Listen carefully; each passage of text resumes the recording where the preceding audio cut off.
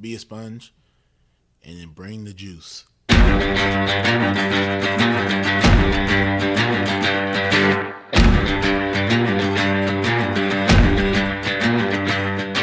By focusing on your improvement, by focusing on your progress, and eliminating any fixed mindset that you may have and acts of perfectionism, then you encourage your own mastery. On some level, we do what we want to do 24 hours a day. Now, sometimes it may not seem like that, but if I'm choosing to work instead of sleep, what I'm actually saying is keeping my job is more important than sleeping. I'm tired of this. I'm tired of getting beat. What can I do to get over this hump? So mentally, that's when I kind of put that forefront, like, hey, it's either all or nothing. I like to put failure in quotations because I don't believe that failure is true failure if you're looking at it with the right mindset.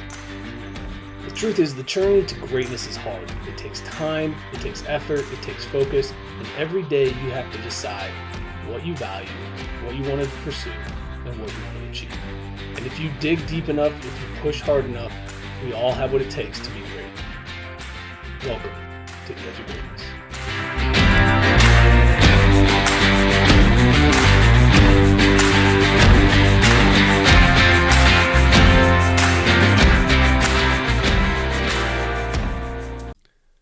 Hello and welcome to From the Edge, September 14th. And if you tuned in last week, you heard me talk a little bit about goal setting, planning, where to go next after the completion of the summit, and how to continue to stay on course when you're finishing up a large project, right? So it was interesting because I have other things I'm trying to work on. I have some things I'm trying to do, but I didn't have any clear direction. And so an interesting thing happened is I leaned into my community. I posted it on Twitter. I asked some questions. I just kind of put some feelers out there to try to get a better understanding of what other people do. And it was awesome for me because I received instant and actionable feedback. And so for those of you who don't know, I recently completed the Damn Good Questions community cohort with Joe Ferraro. It was 6 months long. It was incredible. And it was one of those things for me that it was more about learning, one, about a cohort and how to run it, because in the future I'd love to do something like that. But it became so much more than that. It was a study opportunity, but it was something incredible because the community came together to serve each other on different projects. And that was a unique thing that I didn't think was going to be part of this. And so just recently, actually, which is really cool, I reached out to a member of the community and we started collaborating on some ideas and trying to work through how do we put this next piece of my project and his project into motion. Because we're both kind of working on the same thing, and so we have that connection, and we've been kind of bouncing some ideas back and forth off of each other. But this new idea of mine came to me last night, where the value of community when you're trying to achieve things is incredibly powerful. Surrounding yourself with like-minded individuals who have various perspectives to give you different directions that you can follow can only help you.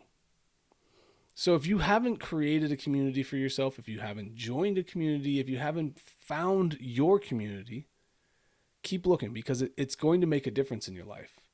If you're a writer, being around a community of other writers. If you're a coach, being around a community of other coaches. If you're a player, having a community of other players. Leaning into them when problems come up, leaning into them when you're having creative solution issues. Those things will help you navigate, because you know what? Believe it or not, most things that come up on a journey, most problems that we have aren't unique to us. They may feel different. They may be different, but somebody has navigated a similar problem. And they can use their experiences to help you navigate your situation. And, it's not just for bad situations. Communities can help in good ones. So I was working on a project during my time with the cohort, and I could put the problem in front of people, put my particular solution in front of people, and get immediate feedback on things that are liked, things that might need tweaked, things that, I might want to reconsider going in a different direction. And so that feedback, that instant actionable feedback, by being a part of this community, allowed for me to navigate quicker towards my destination.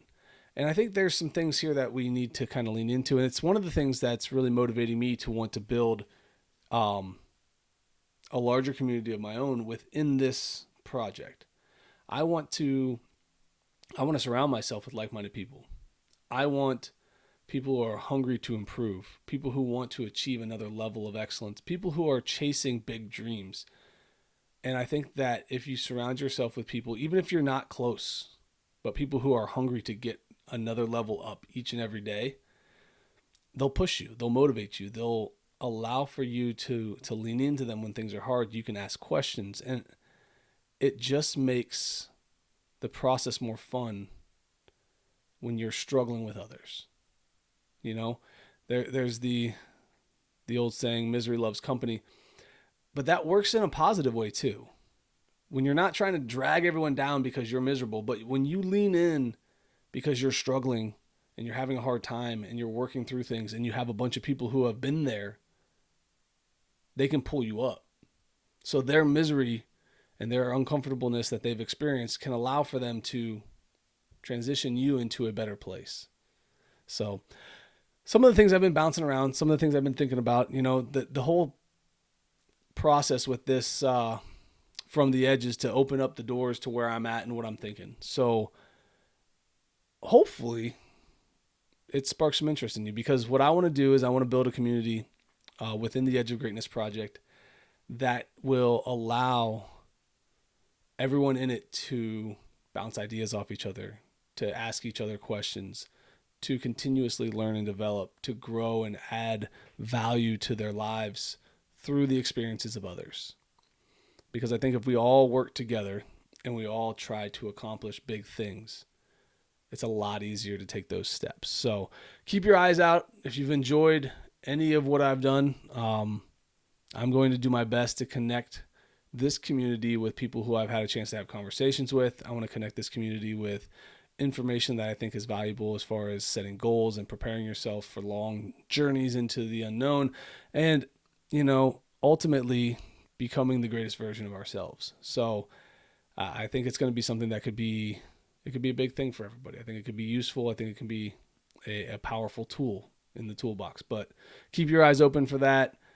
As always, guys, keep reaching for the stars. Fall flat on your face, but remember, whenever we fall, always get up. Thank you for joining us today on the Edge of Greatness podcast. If you haven't yet, please take a minute now to subscribe and review our show. Join us again next week as we continue to dig deeper into the key components of greatness. The path to greatness is never linear, so remember to keep pursuing greatness no matter what. Keep stretching your abilities, reach for the stars, and fall flat on your face. But remember, no matter what happens, whenever we fall, always get up.